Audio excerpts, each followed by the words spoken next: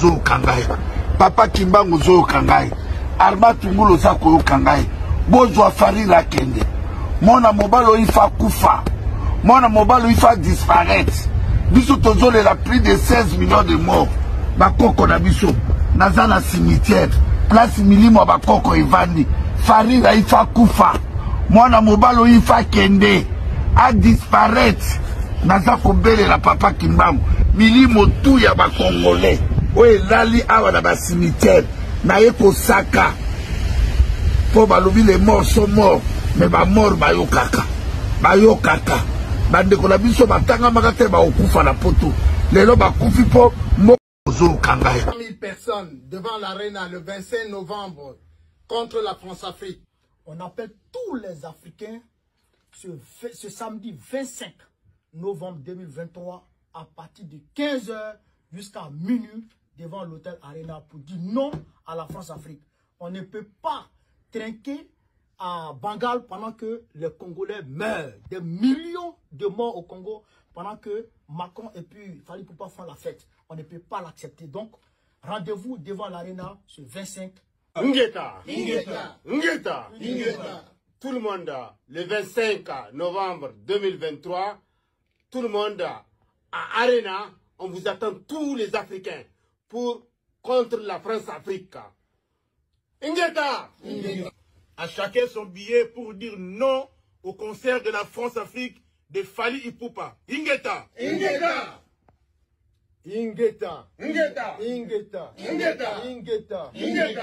Très cher panafricain, très cher panafricaine, peuple d'Afrique, l'avenir du continent se joue le 25 novembre 2023 devant l'Arena à la Défense à Nanterre.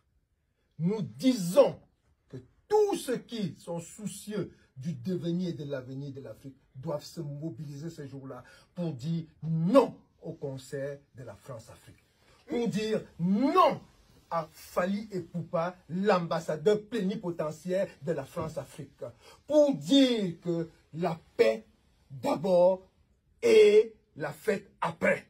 Nous ne saurons profaner, n'est-ce pas, la mémoire des 12 millions de Congolais morts. Nous ne saurons profaner la mémoire de millions d'Africains morts avec, n'est-ce pas, une fête qui est organisée, soi-disant, on ne sait pas trop pourquoi. Nous disons simplement la paix avant, la fête après. Les Africains ont assez fêté comme ça là. Il est question pour nous de privilégier d'abord ce qui est vital pour les peuples africains, à savoir mettre un terme définitif à la France-Afrique. Ingeta! L'Afrique libre ou la mort, nous! L'Afrique libre ou la mort, nous! Pas de toast pendant les massacres africains. Pas de toast pendant les massacres africains. C'est la moi là. Fally. Pourquoi mon bagage moi? Fally nanga okoli Okoli wa kofu hivi. Ukutana wili. Toujours. Tukabona. Tukabona te. Tuna ya. Tu wana ya na. Wana ya na. Pourquoi mon frère? Ngala kitambo kuta ngalima.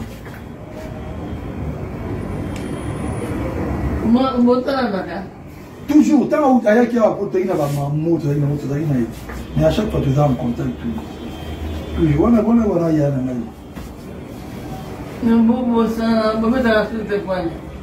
oui, oui, quand il y a des gens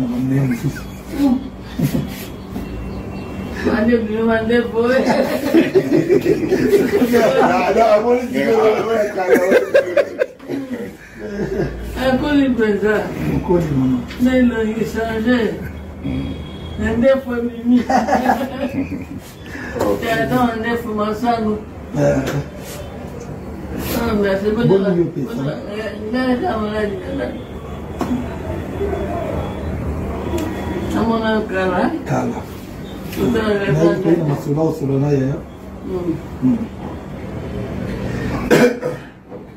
Bon, mamie. Je vais vous dire que il est plutôt coloqué. On a amené la peau de la papi. Moi, coloqué. Et puis coloqué. Bon, lui, moi, on a convoqué, on va convoquer. C'est bon.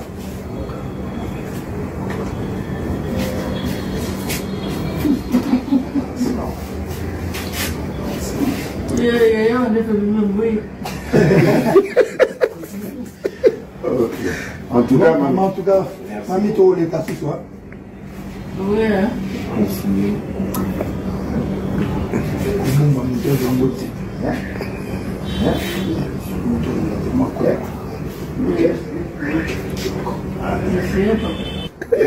Allez, c'est bon. Mamie, tu vas parler à moi, dans les cas. Au coup, ça t'est. T'es dans quoi ça fait? À tout ça bise. Tu vas parler à moi, mamie. Merci, merci. Non, mais pas moi, hein. Pays amis, avec qui nous traitons d'égal à égal. Mais les Congolais du décenniement ne pourra jamais oublier ces bandas. Et c'est par la lutte qu'il a été conquis.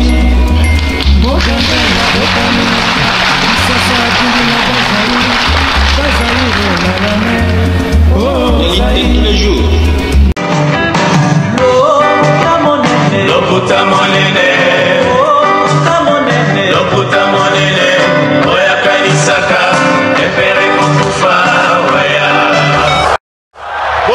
Bopusana, moyen mosusu akosala ezali te.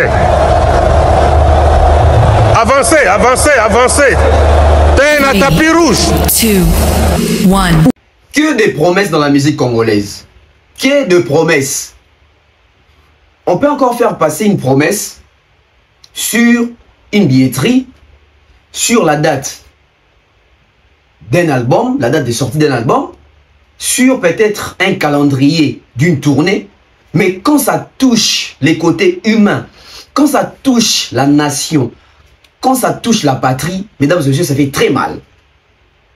On va dénoncer, on ne va pas s'arrêter. On va dénoncer, on va continuer. Harcèlement, acharnement, tout ce que vous voulez, prenez ça comme ça. Mais à un certain temps, ou à un certain moment, redevenons humains. Revenons sur terre. Revenons sur terre. Si... Bonjour. Ça énerve, hein? Ça énerve. Mais on va faire l'émission d'une manière un peu apaisée.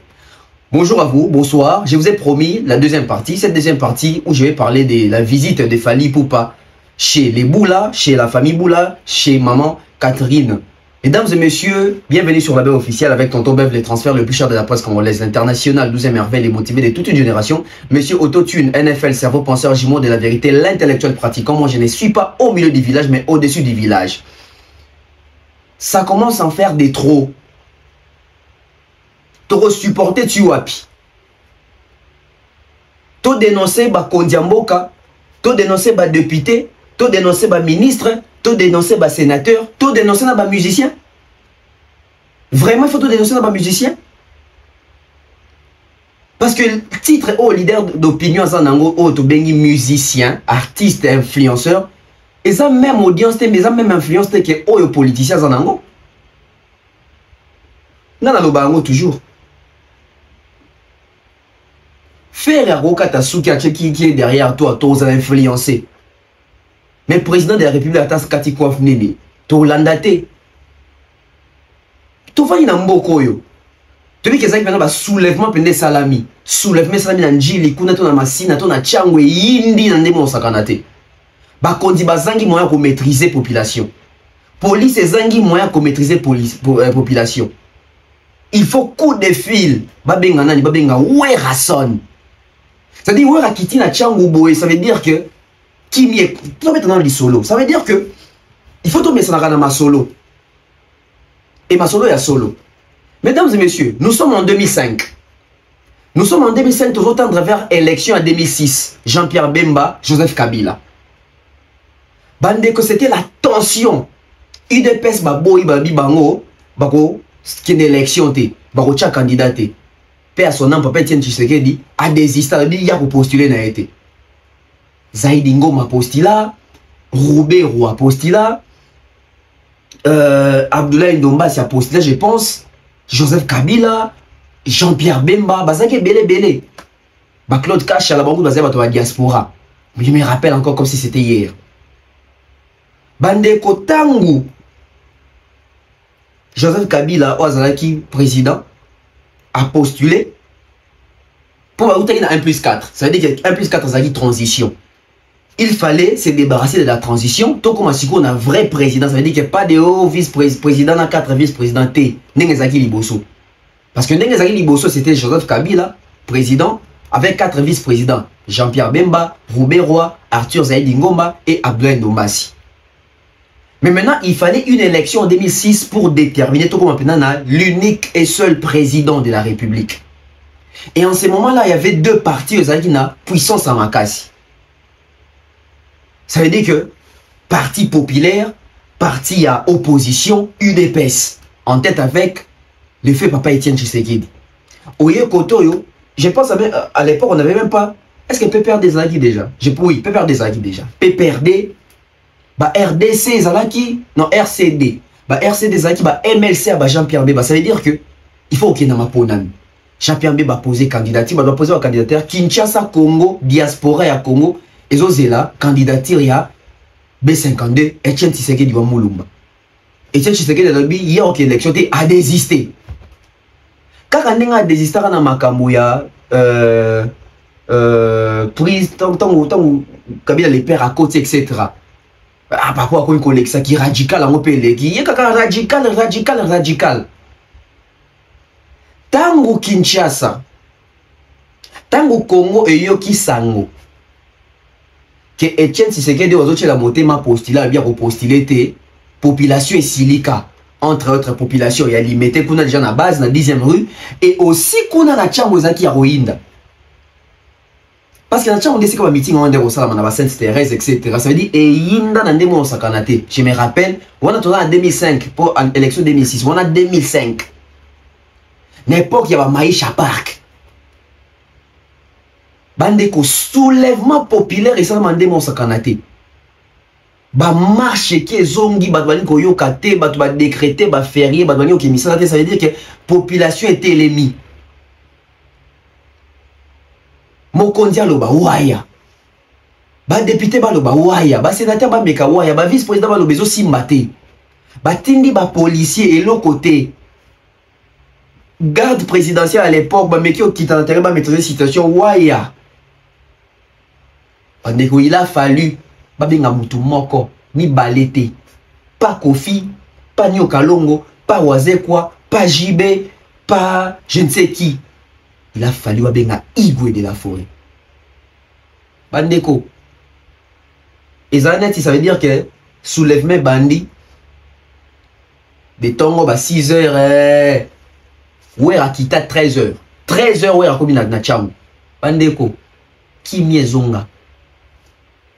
Bateau à l'époque bah ils sont nommés. Et puis c'est pas la première fois. Ou à 2050 c'est pas la première fois. Ouais ça moi 4 fois. Ça veut dire que ouais raison calmer population. À l'époque, bah, mettre dynamo chaleur, mettre chaleur. Ouais, je me rappelle encore à l'époque, ça veut dire tout ça. Ouera Akita, bandeko, 13 heures, la ville est redevenue calme. Pourquoi? Parce que ça part d'un leader d'opinion. Et dans le leader d'opinion, on ne peut plus continuer à recaresser bon sens à poil. Un leader d'opinion, c'est un exemple. Ça veut dire que tant que Akita, quand on est ambassadeur de la paix, Croix-Rouge, Motema Boboto, Alingara Kimia, maîtrise, ça veut dire que maîtrise la population, tu vas dans Kimia. Parce qu'à l'époque, il y a 2 personnes qui maîtriser la population. À l'époque, Tshisekedi les pères, Nawera. Vous imaginez, vous vous rendez compte, Ouera qui n'est pas un acteur politique, qui n'est pas un homme politique, qui n'est pas dans la politique, qui est apolitique, mais Ouera, il avait son mot à dire. Bien que dans l'immédiat, continuons, mais où est attends qui na machine na bachango, ça veut dire que kimia. Kimia. Mais aujourd'hui, le leader d'opinion on a baza batu oyo. Il faut te interpeller bango, il faut accompagner la population, il faut accompagner biso. Il faut bazana biso. Même si na kati ya makambo to sala, bango bazate physiquement. Mais le quoi pour la nation, il faut pas s'impliquer sans pour autant babenga bango. discours, dire quelque chose, accompagner, éveiller la population, rendre la population attentive de ce qui se passe. Mais les leaders d'opinion de l'ambition de l'eau basalir coincé parce que vous allez retrouver les mains liées. Les mains liées pour l'année, la promesse, la kaki batou, tellement comme Kokanga Bango, les autres sont la mise. Bazan un exemple à copier sa bisoté, bazan un mot à dire. Et minge ko tapé ba haine, ba jalousie, à point nini, point ningate. Je vais vous relater une histoire. Nous sommes en 2023. Nous sommes au mois d'avril. Macron, le président Macron devait quitter la France pour venir faire, je ne sais pas si ça se faire accompagner à sa monnaie numéro africain, à Oleka par Égypte, Congo, Gabon, à ça il va payer à francophone. Ça veut dire que l'isolo et na Congo n'a pas n'habitude de resenga président nani. C'est-à-dire que na côté culture, bah musicien, il faut aussi la musique qu'ils ont en poto. Bandeko. Puisque les contacts est passé par Fali. Fali a ça effort, bah bien ma musicien nyo soboye bi a Combo. Mais le coup a fallu que le climat n'a couré bien. Qu'est-ce qu'il fait? Il s'est dit que ce qui n'a fallu, n'a eu téléphone, n'a bengi tel. So ba ebi ki cop et l'équipe paranga. Bon lingoyate. Qu'est-ce que Fali a fait? Fali a travaillé avec d'autres personnes genre que besoin numéro à tel, bino benga bango parce que na so na bengi et ko bebisa bon lingoyate bino benga bango. Après si Milko sa kombote, Dekos moko kombote. Pandeko, vous n'avez pas idée. Boza n'a idée. C'est-à-dire que tu se retrouves pendant que oui, tu comme dans Makambouango. Tu se retrouves pendant que oui, Makambouango yango est bandi. Il fallait maintenant appeler. Ngaina Thierry, ba contacta biso pour te numéro ya Inos na Gez ma wait. Fali. À ça, là, il faut rappeler ça, bah, numéro. Il y a Kofi, il y a JB, je cite les noms. Il y a Wera. Il y a héritier. Il y a sous la zaïna katia projet, on fait pas bien. Bah, des commissaires, ben, ben, ben, autant, bah, il y a des corps pour en Fali à ça. Et ça passe par Fali. Bah, boya, boya. Au lieu de la intérêt général, bah, on va tali, bah, ego na bamo. Et comme quoi, le coup, la clameur publique, déjà, qu'il y a un gars où il y a Gims. Ah, au moins Gims, hein. Ah, Gims vont ressentir. Gims a boy quoi accompagner. Bah là, ici, moi, le gars, ma BF et pas Fali. Fali très, Fali collabo, Fali ateki moka, tout ça. Mais les solo, Fali à solo na Macron. 87 millions, mon webima. Non, 87 000 dollars, mon ou voilà, 87 000 dollars, mon webima. Pour na Est. Et à part ça, les solo, ya. Retour, il y a production, il y a biso ba congolais na poto.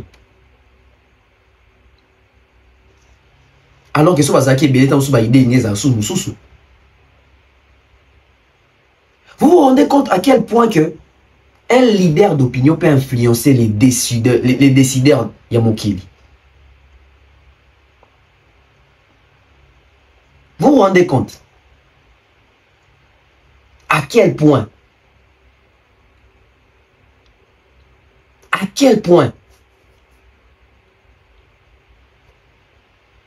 t'as les cicato combinés.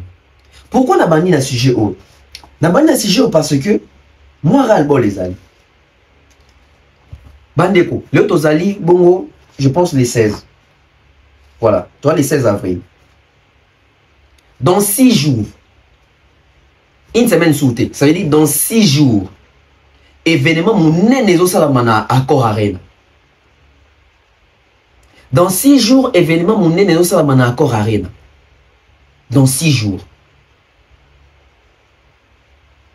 Événement mon nénézo salamana accord arène, ça veut dire que artiste africain, artiste congolais, un concert, il y a solidarité. Concert, il y a qu'à dénoncer. Concert, il y a qu'à collecter des fonds pour nous sunga bas soldats, les faire décès, que sunga bande, qu'on a biso ba maman, ba papa, bana, il y a est, il y a Goma, ba déplacer des guerres, etc. Bandeko. Ba o ba teke na biso rêve pendant plus de 12 ans. Qui bazar na biso. Tu comprends que bazana bisote. Ba combattant. Silence radio. Bazoloba rien. Bazoloba rien. Bon le rien. Vous vous rendez compte? Dans cette émission, moi je pense avant hier. Ba eso ba boke tu tala ndenge ba chaka moto pour falia betate na gare de Sonini Batumba ba scooter na gare du Nord. Tala ndenge Batumba ka so gare de Lyon so gare du Nord. Tala ndenge ba sala ba mobilisation ki boyo cha moto ki ba kosumba ba nyei ba kocha na sachet ba ko bamba batu ba kokota na ba bombe ba kosala boy. Regardez la mobilisation ba sala.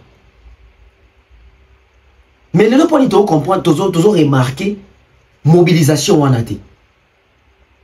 Il fait tout le monde à base à battre à Liboso parce que c'est impliqué. Pour Nanini, parce qu'il y a la tête des Fali là-bas. Au moment du concert, ce qu'il fallait à sa hérité, au moment où on a combattant, on a les carabins mission, on a soutenir, on a idée. Mais le coup, il fallait à Zali, il fallait à Mena, on vie dure. On s'est prononcé dans Makambo. Alors que Kobo s'est prononcé dans Makambo, c'est pas qu'ils ont rendre compte de notre fallu, Makambo, que Makambo a falité. Donc, au nom d'une personne, l'école a haine envers Moutou, on décide de sacrifier toute une nation. Toute une nation. Moutou est Tokomi. La présidente de la Kamambote. Il peut me dire parmi les bateaux, il va contacter les artistes. Les artistes vont désister, ils vont boya boya. Ils vont désister, ils vont boya boya. Pour écouter Macron. Bon, il va péter les armes à écouter Macron. Ils vont dire qu'il y a un cop. Donc, il va dire que Macron va regretter par après.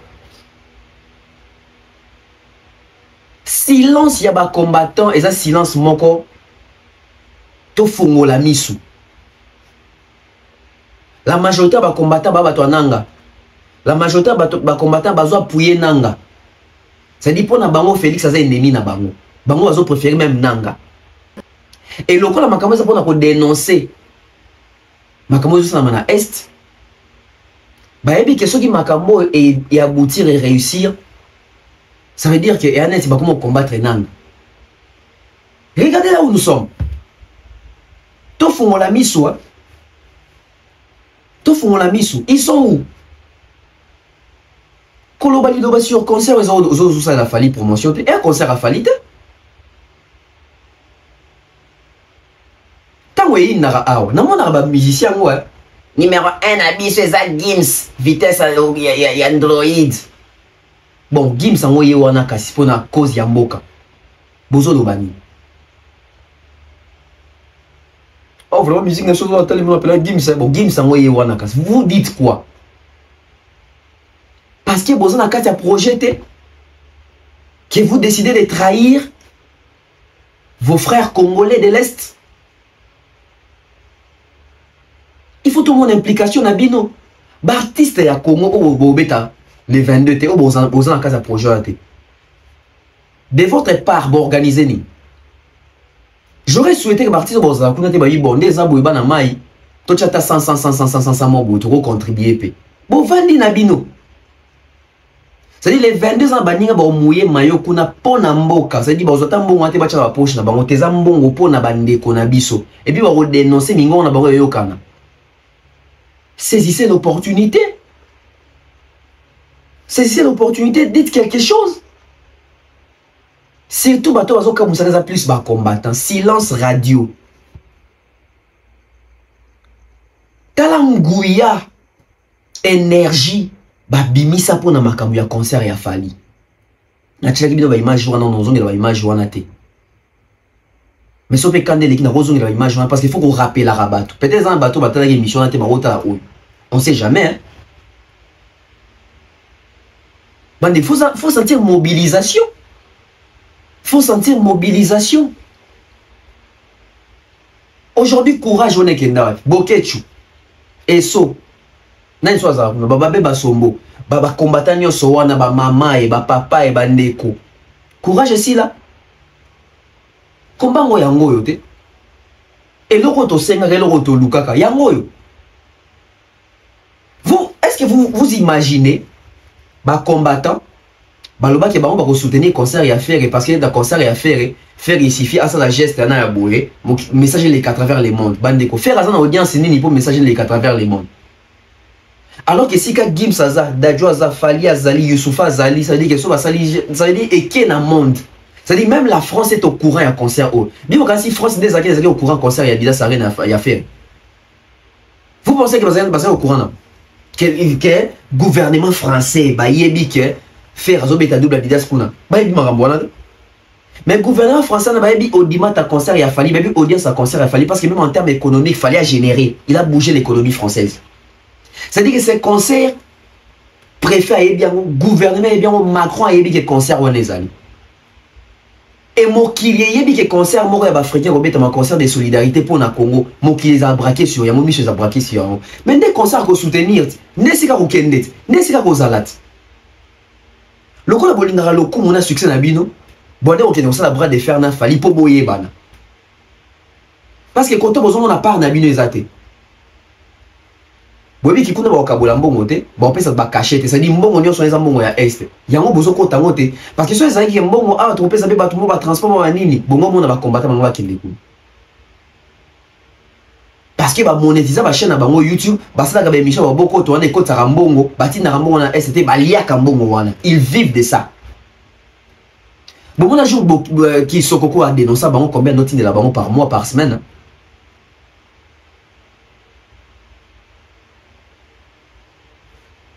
Bita combat ce que zakini parce que parmi biloko bas to senga na combat yango yo to zo espace to zo exposition to exprimer mécontentement na biso to la tsaba occidentaux que on en a marre to la tsaba occidentaux que to telemi pour na mboka na biso nous voulons l'unité nous voulons la paix et une paix définitive ne fallait le bar na Macron c'est ça l'occasion voilà l'occasion et occasion ezaka te que fali muto linga la zawana muto Congo te c'est dit toi même na ba o bazara na France wana. Mais regardez, qui accompagne, qui dit quelque chose? Personne. Personne. Il n'y a pas si. Hein? À 6 jours de l'événement, on ne voit pas les combattants se prononcer. Vous êtes de quel côté? Vous êtes en Canada. Oh, il y a un Tshisekedi d'individu. Mais quand il y a un Mbokate, oh, ça m'a comme un Tshisekedi. Parce que bien aujourd'hui on a un ya Tshisekedi té. Ouais ça m'a comme Tshisekedi té. C'est les pays. C'est les pays. Et entre nous bien de Bosenga Kabila qui est tokomana ressortissant et opposition. Vous nous avez imposé Félix aussi non? On l'accepte tel qu'il est. Mais ici ce n'est pas un combat d'individus.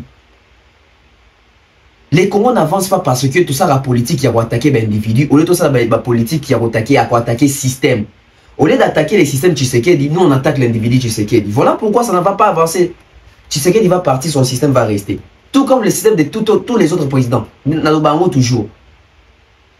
Tout ça qui prêt Kasavubu Akende. On s'est attaqué à Kasavubu. Tout ça lié coup d'état. Mais le système était resté. Tout ça lié tout au Bengana Mobutu. Tout bien l'individu, système éthique à l'acte. Tout ça, tout Kabila Kende, Kabila doit partir, Kabila dégage, il est parti, son système est resté. Les autres doivent combattre l'individu Félix, système négotique à l'air au Kende, tout ça, président Moussous. Président n'a pas tant envoyé pour combattre le système négotique à celui que tout ça, coller ça, système aux autres, jamais un changement.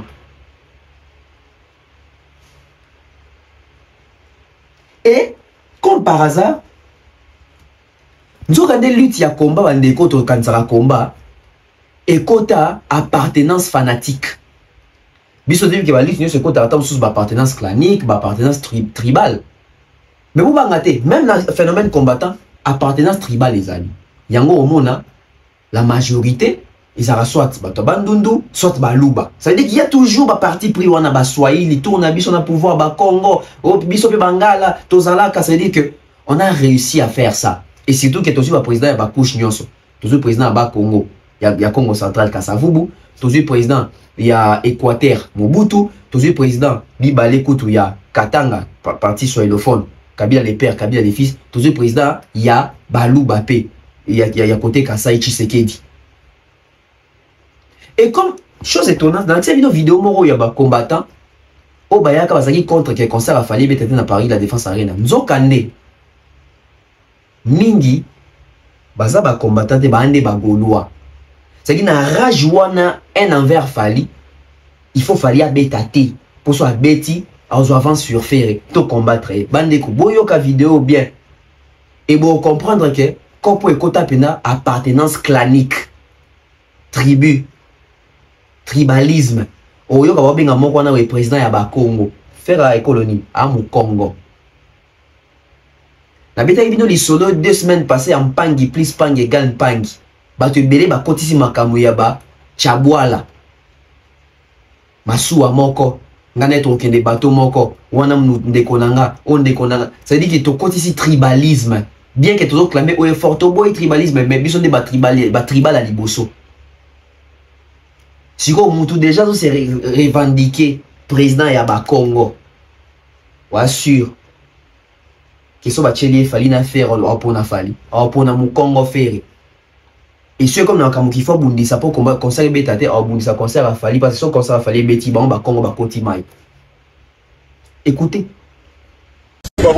Diplôme, nenge, makamba distraction et si là, tu commences concentrer pour la likamba mabele.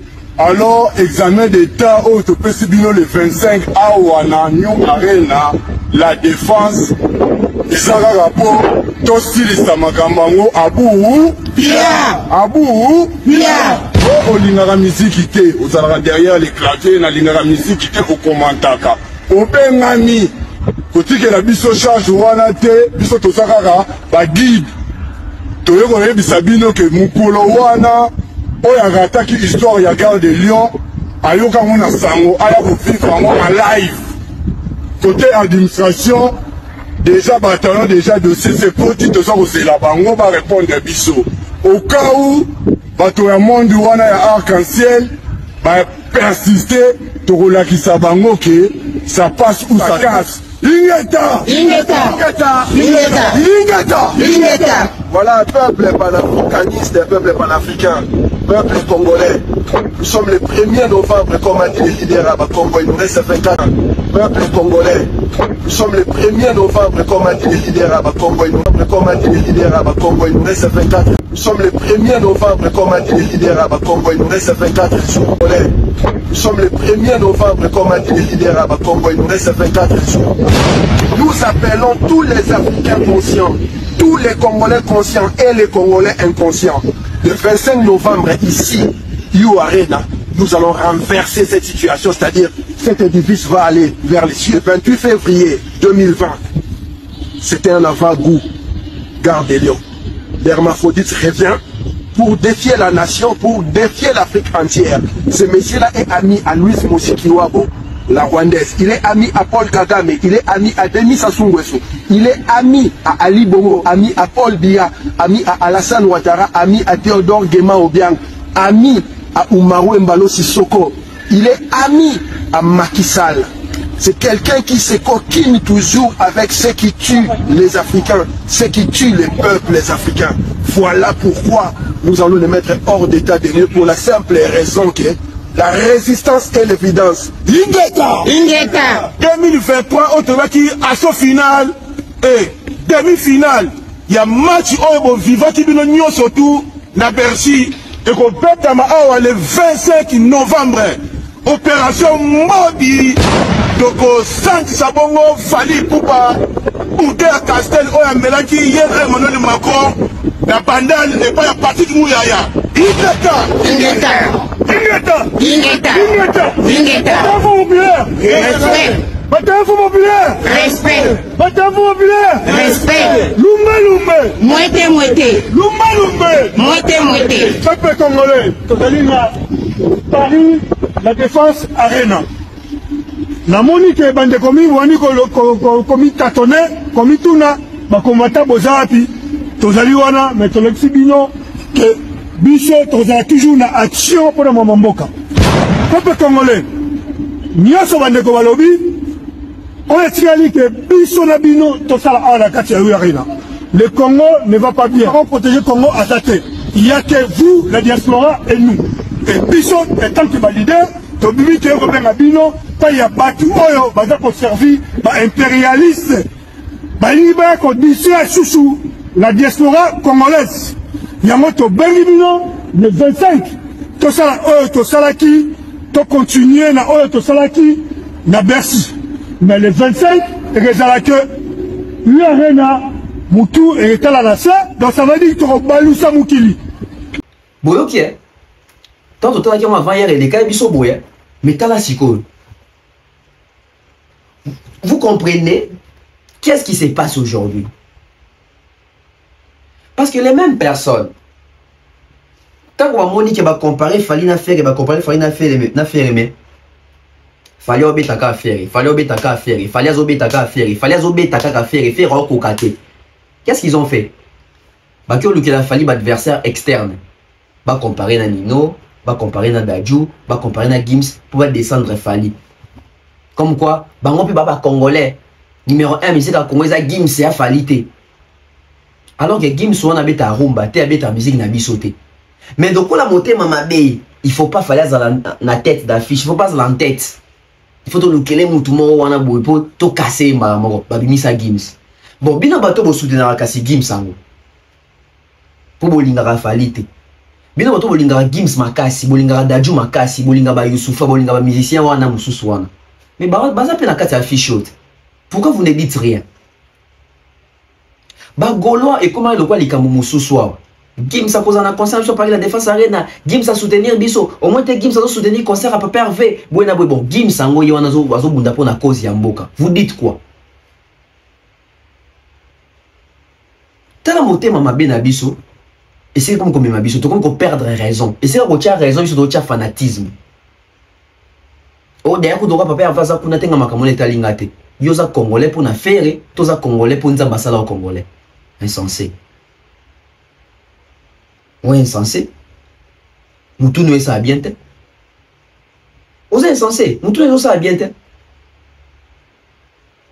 Ah le quoi ba via wenge ba kuna te sere 12 beta minga nga ko makambo na kutate e simba kutute. Yoza bien na Kinshasa omela ma yozolia.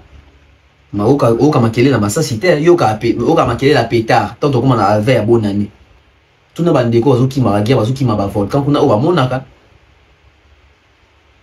C'est-à-dire que dans un moment où il faut pas sentir que il faut les potos ba occidentaux mindel ba sentir que Congo biso tout to lido ba moko derrière bande qu'on a biso ba robunda la biso les 22 wana. C'est-à-dire bon baso bunda sur scène biso tozo bunda na rotala bango to vimbisa audience. Mais t'as l'attitude na biso sur terrain. Nous sommes dispersés à cause du fanatisme et du tribalisme.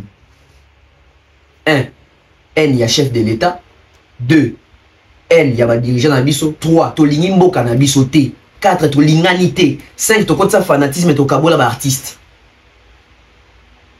Batali boso to kene église nzambe guerre na STC là. Na si nzamba tala pena tam ngana lo belo mo wa ngesa bien te. Ngesa bien te. On s'aime pas. Il n'y a pas l'amour. Il n'y a pas l'amour. T'as là courage, énergie. Qu'on dégager pour faire abétater. Et t'as là avec beaucoup de tendresse, avec beaucoup d'amour, avec beaucoup de considération, babunda pour faire abéta. Bon, t'as les deux types. Il y a pas de discours. Vous comprendre. Nous allons faire ça côté nous. Diplôme, nenge, makamba distraction, et si là, tu commences à concentrer pour la mabele. Alors, examen d'état, oh, tu peux subir le 25 à Ouana, New Arena, la défense, Isara rapport, tout style, ça makambango, Abou, bien, Abou, bien.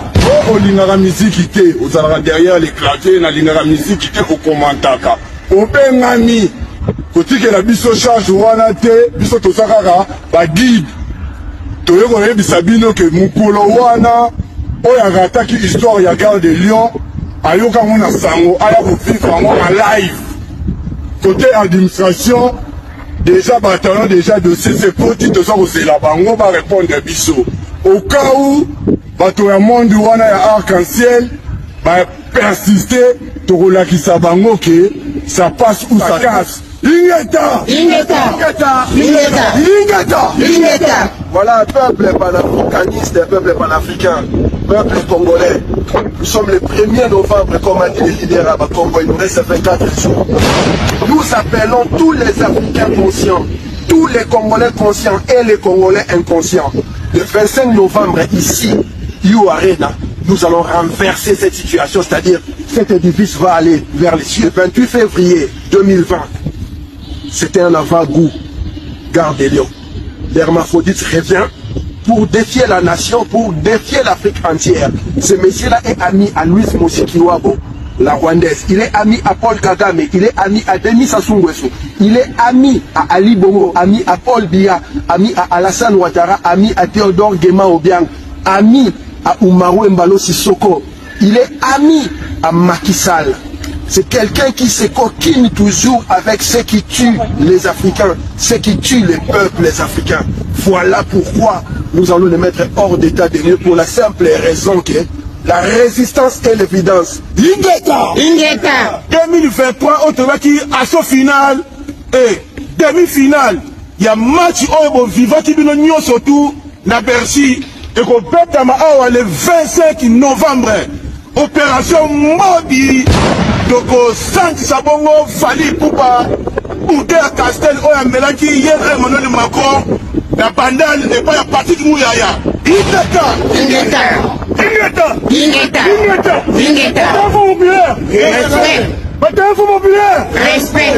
Bataille populaire. Respect. Lumbe. Moite. Lumbe. Moite. Peuple congolais, Totalina, Paris, la défense Arena. Na moni ke bande komi wani komi tatone komi tuna bakomata bozapi tozali wana mais tolexi bino que biso tozala toujours na action pour mama mboka peuple congolais nyoso bande ko balobi on etikali que biso na bino tosala ala kati ya Arena. Le Congo ne va pas bien. On protéger le Congo à dater. Il y a que vous, la diaspora et nous.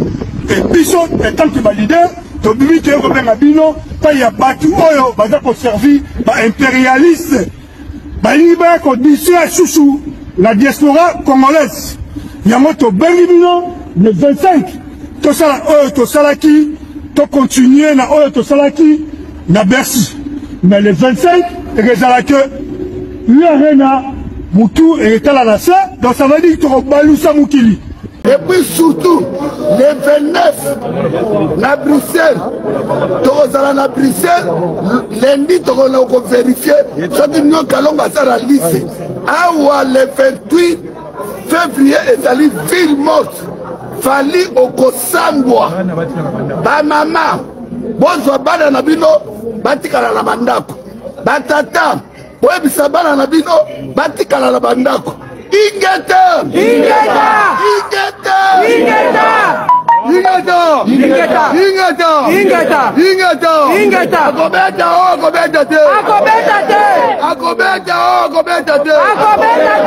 Opération Farada! Opération Farada!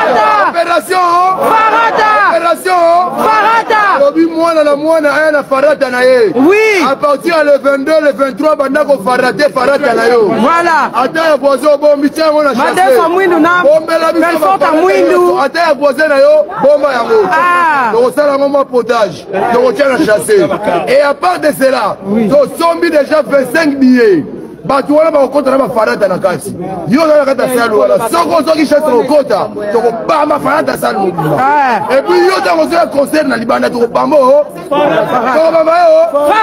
Ingeta. Yo pe vieux chaussard, nyo kalongo.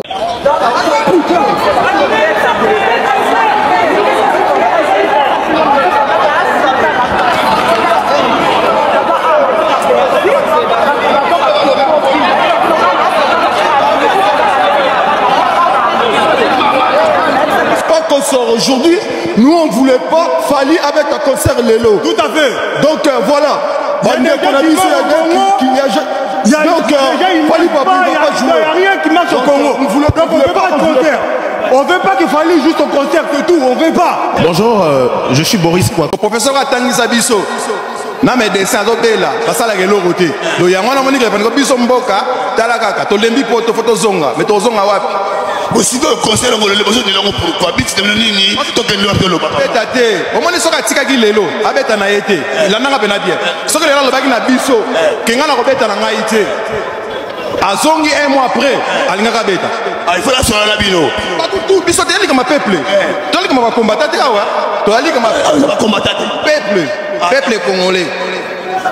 congolais biso ba peuple congolais donc tongi tozonga mboka meloko ezate yango tozo revendiquer tolingi ndule tolingi distraction te so lemba distraction wana disa to fana so tranquille papa soki ndolanga beti ebetate ego babisa nini ego longola nini papa yebisanga vraiment ngai James Sebo na ile le pour congolais na kimité bande konanga to sa solution ça veut dire à manquer biso respect on va à manquer peuple à manquer combattant peuple na bibembe na biso batu to bazo kufa donc eloko ezate na mboka ndoko merci beaucoup na lobi boya pa maman boli misanga na ndeko na bino congolais na sa ya bino to sa bandeko lelo vraiment botondi aba pona ni papa boya misanga na ndeko na bino na frère na bino lelo ko na awa mbote mi biso toni tona kanda mambo ebele de tona kanda ya mambo ya concert a fali yo ngo meka pena ba congolais franchement o meka biso tene to za boye ma solo déjà o ezali bokota la kati po ba beneno ba koti ba camerounais banani mais boke congolais ba koti na kati les ab étrangers na ba rwandais to ba koti na kati mais tona bango suku matina suka to ko mema bango ser na ngai ya nanga siko kana na bino eza kana ya nini ya nio kabia ya nini politique siko falia sa nini falia ko beta concert ko beta na poto te ti bande ko na biso ti Congo ko za libérer bona ministre Congo eza na mbutu Congo eza na mutu te Congo ba bande ko na so ba violer bango basa na bango mabeba mama so ba kufa bana so ba kufa to linga bongo te to tellement depuis 7 heures au mona kan ndena zali depuis 7 heures bosa dozali déjà donc beaucoup machine les machines sur la basa na ba sa yesa le rote to vanda kia merci beaucoup devant l'arena le 25 novembre contre la France-Afrique. On appelle tous les Africains ce samedi 25 novembre 2023 à partir de 15h jusqu'à minuit devant l'hôtel Arena pour dire non à la France-Afrique. On ne peut pas trinquer à Bengale pendant que les Congolais meurent. Des millions de morts au Congo pendant que Macron et puis Fally Poupa font la fête. On ne peut pas l'accepter. Donc, rendez-vous devant l'Arena ce 25. Ngeta. Tout le monde, le 25 novembre 2023, tout le monde à Arena, on vous attend tous les Africains pour contre la France-Afrique. Ngeta. À chacun son billet pour dire non au concert de la France-Afrique de Fally Poupa. Ingeta.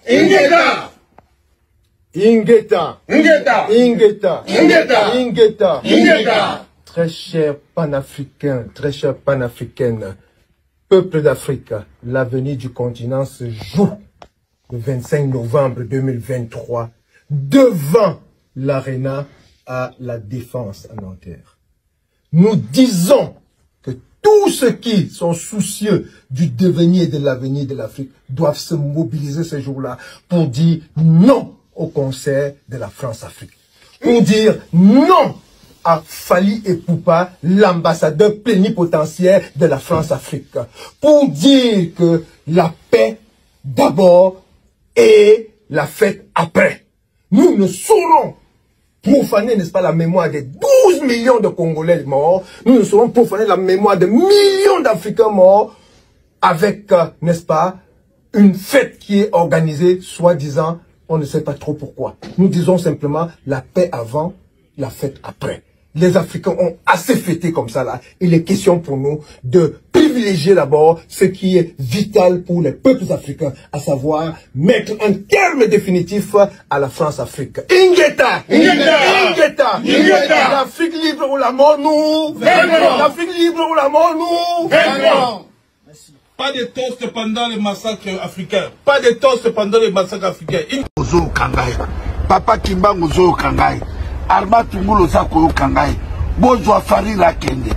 Mona Mobalo Ifa Kufa.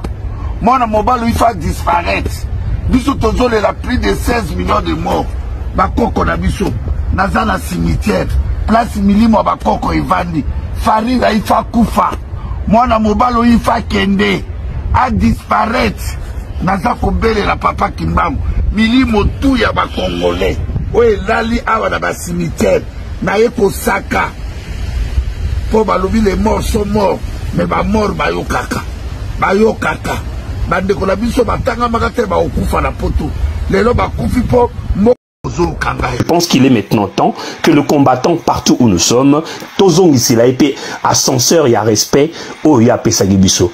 Arena oyo, ezala arena ya ba combattant. Totonda na kati. Amen. Totonda na kati. Tomema ba drapeau. Toyemba ingeta na kati arena. Amen. Toyemba congolais jusqu'à la mort na kati arena. Parce que c'est un homme qui a su respecter ses frères, ses sœurs congolais et ses sœurs et frères combattants. Donc, arena o est à l'arena ya ba combattant. Moi, je pense que Naninga Mabete est à l'arena ya vengeance. Est à l'arena te oyo que l'État moko a vandi a bloqué bateau. Est à l'arena ya esengo. Ya mutu to azo kende a lati o azana pièce a beti pièce. Moi si o cheka belo no ya makasi ata ya 200 ata ya 500 mutatu ngisa muninga te. Po oyo c'est pas l'État français qui a permis, c'est le peuple congolais biso moko ndeto permettre na ndeko na biso aya ko fungola nzela ya mutu azo kende concert a lati lamba ya cher a cheka belo ya cher mini jeep a beti talon na ya ebika kubuka na te ake kokutana na bandeko na ye po bayemba bayoka voix bayoka la musique est l'art de combiner les sons d'une manière agréable à l'oreille. Ça veut dire ne sengo. Donc ezala arena ya ouverture pe ya commencement ya makambu ya esengo mais esengo wana tobosa na ba o baza kokufa te tobosa parce que je sais que Ferré a toujours pleuré nos morts, il a toujours été avec nous quand on a besoin de lui. C'est maintenant le temps ya biso toyeba na ndenge nini ya kozongisela ye ascenseur wana nazongisi maloba papa succès. Non, mais de ce côté-là, Ferrigola, c'est un gars à féliciter, c'est un gars à saluer. Je ne suis pas gaulois, je ne suis pas non plus warrior, nadana étiquette mortée. Mais Ferrigola, c'est un gars à féliciter. Ferrigola n'a jamais fait les forcing. Il y a qui est un robeta. Nenge, bandego mususu basalaki parce que tout le monde a fait un forcing. Ferrigola, tika jamais ko kende na biso na en porte-à-fourche, genre forcing qui nga na robeta bolinga non. C'est un gars qui nous a respecté, qui a aussi respecté le combat. Et en quelque sorte, Babiloko to banego senga bango, faire ça salaki yango na stade des martyrs. Ayemba quand même bande ko na biso ya est to bosani binote. Ça fait partie ya ba demande to banego senga bango. Carrément pas ayemba ki nzembo ya mama emo. Mama emo, lelo to moni pe mama emo, moi changement sali. Petit nabiso inosbi asalaki mo ba geste humanitaire na este et puis ayaki ko yembela biso nzembo ya mpiaka donc ba joueur na biso alopa basali geste o lobisi mokili to bana ko senga bango kaka baloba to lobisa mokili to dénoncer que génocide eza na Congo, viol eza na Congo, ba crime eza na Congo, pillage systématique ya ba richesse na biso profit ya ba pays voisins na biso. C'est tout ce qu'on demande aux musiciens. Bana senga bango likolo na sete to bana ko senga bango mbongo te. Mais à un moment il a fallu aussi to recadrer combat na biso. Pourquoi Natango Fali bobanaye ko boya et Natango faire ba pesi fait vert et puis ba commencer la sous propagande.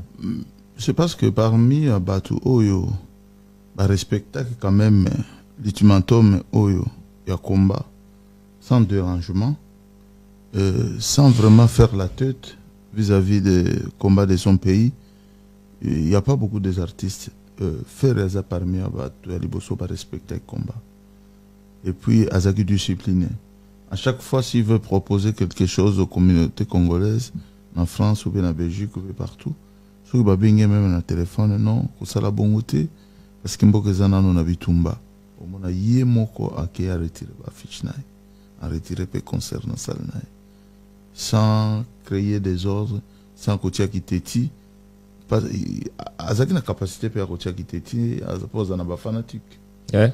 Mais il y a Alex Arabiso Angote déjà dès le départ.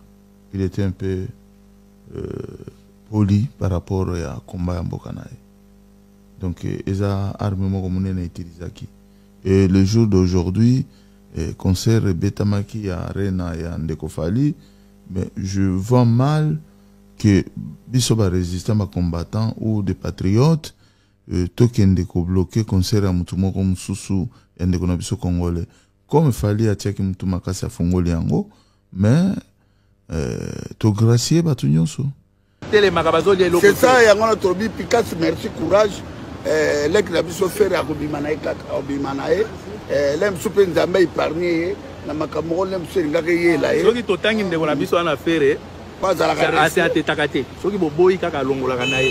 Et puis tout le monde a tikala jamais comme ça la déclaration. Jamais donc il y a Mabé contre combat. Donc à respecter double sexe, ba petit Fabrigara mino kambenga bango ba groupe na bango wana. Ba misamba ya Kofira. Kofira Fabrigara 9e bureau à Kofira. Bien au moment quand il s'agit de Fali, comment est-ce que les gens se sont comportés? Quand il s'agit de Ferré, comment est-ce que les gens se comportent? Tout ça, c'est quoi? Tout créer un monde, un monde où on a donc les longues Fali, na fiche on a tchè longues Ferré. Au monde bateau nyonso, bah on y a soutenir. Longola ka Fali, tchè Ferré. Au monde Israël mouton ça l'émission. Au monde à Virginie, au monde à diaspora, au monde à presse on a la poto. Bando beta lison direct donc initiative pour tu y faire. Si on l'a fait raison ça Fali, toi la situation toi dans les gens ne veulent rien dire. Pour na bango un concert à Fali, pour un concert à Fali, c'est pour les pays. Bota la situation dans ça, longola Fali on a tché longue affaire pour comprendre. Motema mabe na communauté. Na Fali na faire. Na ni soto moyi na makambo il faut soutenir. C'est Fali. On a vu les actions qu'il a fait pour accompagner nos frères de l'Est là. On a vu quoi de faire? Vous voulez que je puisse vous rappeler encore les promesses? Fer a promis, non? Pour son stade des martyrs. Ça va faire 2 ans au mois de juin. Il va jouer le 7 juin. Mais le 24 juin, non, le 24 juin 2025, ça va faire 2 ans que la promesse plane toujours comme ça. Il n'a rien donné. Il n'a rien donné. Et c'est pas la seule fois. Lorsqu'il a fait l'ouverture de son shop là en Europe, là en France, Ferrego la Store, il avait dit les varices personnalisées qu'il a achetées là pour vendre, il va enlever quelque chose pour donner à l'Est. Jusqu'à nos jours, aucune action. Héritier n'en parlons pas. Depuis qu'il avait promis pour son stade des martyrs, lui ça va faire 3 ans au mois de décembre. Décembre 2025, le 25 décembre 2025, ça va faire 3 ans. De l'État avec une forte pression également, avec une forte pression à la population. Balongoli embargo, même makambo ya chat d'armes autozalagi nango, il faut transiter pour avoir une autorisation. Et ça, ça c'est déjà quelque chose qui est réglé. Oui, parce que le sentiment, on a tout tombé le sentiment. L'ambassade de Bango a terminé les tout.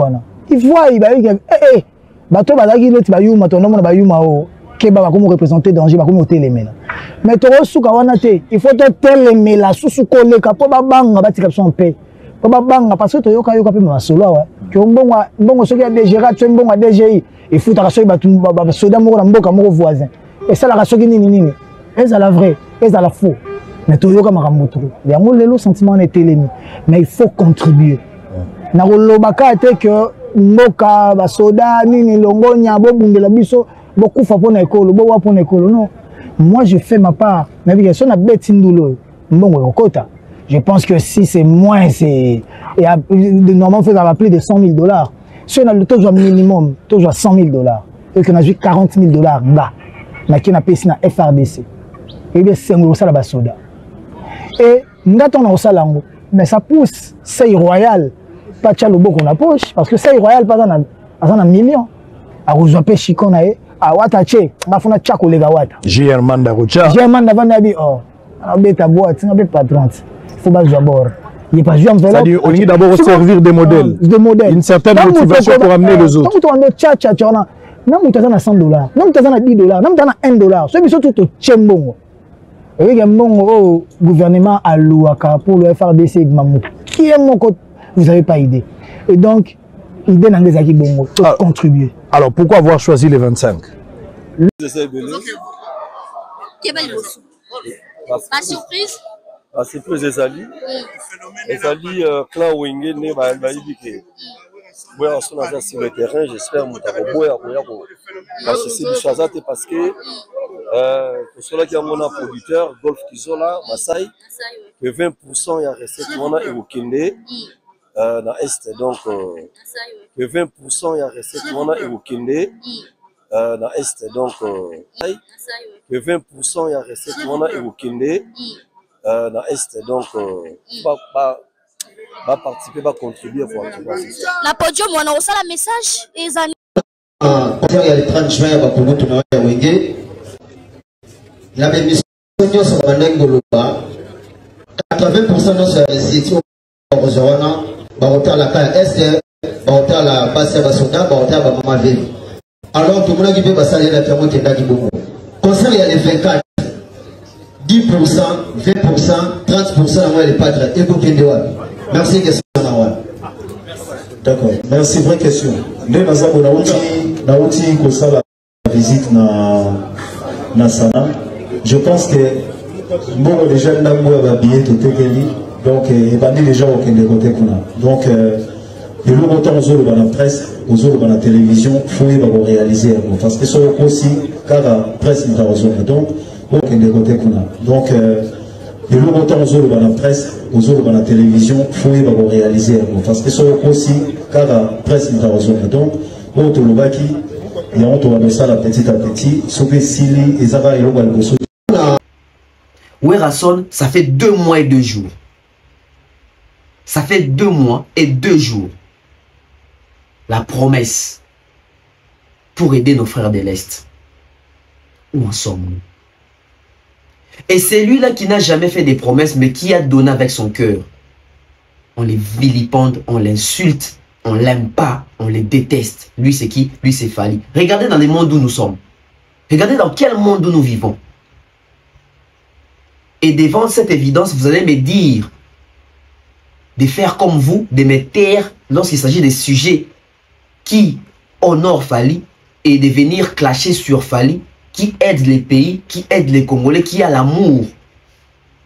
On ne va pas vous accompagner dans cette guerre, dans cette, je ne sais pas, vengeance collective que vous êtes en train de mener là. Aide-moi à détester, ça ne passera pas. Ça ne passera pas. Sikoyo.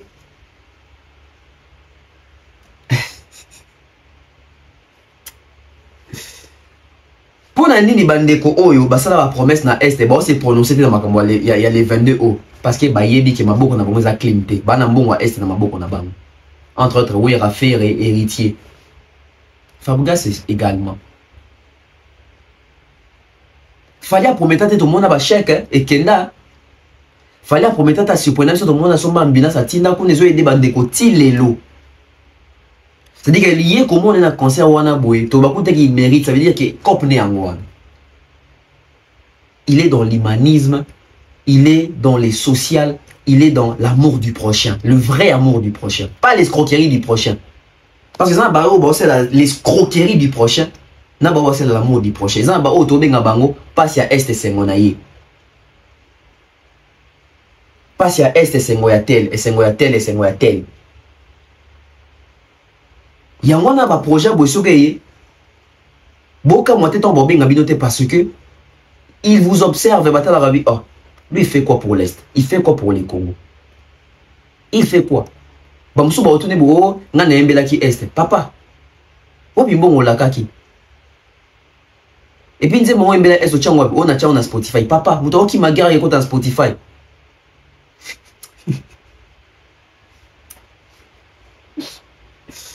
Communauté. Ah, vous pouvez combattre au Wabini président de Congo. Ça veut tout dire. Ça veut tout dire. Ça veut tout dire. À 6 jours de l'événement, Ferre ne se prononce pas, Ouattara ne se prononce pas, Ouera ne se prononce pas. Et beaucoup d'autres artistes congolais ne se prononcent pas. Entre autres aussi, Kofi Olomide, Jibé, on se prononce. Inos. Prononcez, vous dites quelque chose. Repostez même dans ma story Nabino. Pour le gars, il fallait reposter. Sauf qu'il fallait reposter pour flatter Bagim Sama Youssoufa. T'as l'un bozani.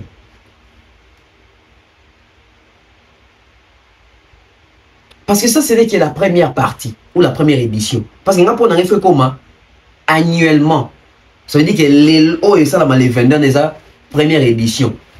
Le 22 avril, ils sont sous 2026. Ils ont mais tout doit avoir un départ. Le départ, c'est maintenant là. Qui est avec nous, qui s'affiche avec nous et qui n'est pas avec nous.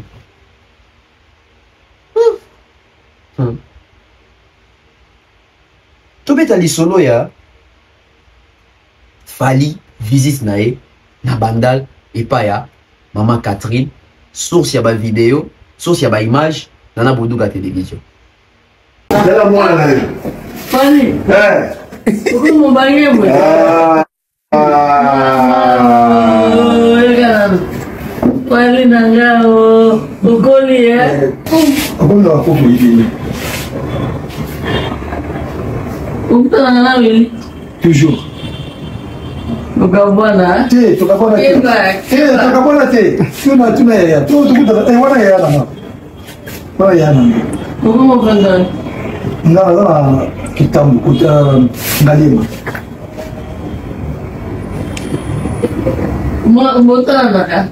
Toujours, tant où tu as qui a apporté la maman, tu as une autre ligne. Mais à chaque fois, tu es en contact. Toujours, on a y a la main. Non, bon, ça, on va mettre la fille de quoi? Oui, là, oui, il y a une de la diade, on va me dire. Allez, bien, allez, boy.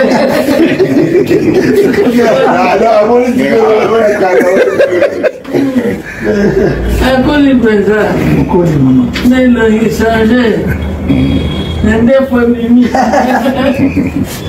Tu attends un défaut ensemble. Ah, mais c'est bon.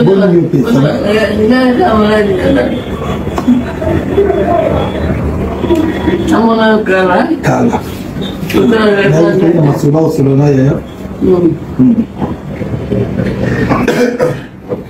Bon, mamie, je vais sur la question. Hier, tu t'es coloqué. Vraiment, on a amené la peau de ma papi. Moi, on a coloqué. Et puis, coloqué. Oh, oui, moi, on a coloqué. On a coloqué.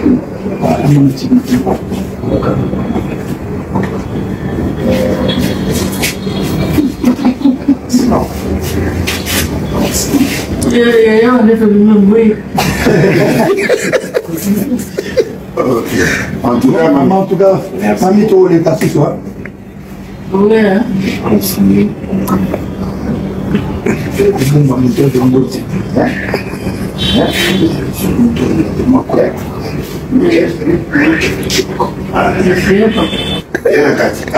C'est bon, tu vas mal à moi, non, les gars. Pourquoi ça t'est? T'es dans quoi ça t'est? Est-ce que ça dit?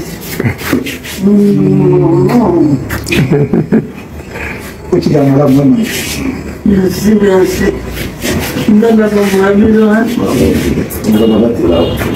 Ces images est touché batu belé na communauté. Ces images et fongoli bande ko belé misu. Ces images témoignent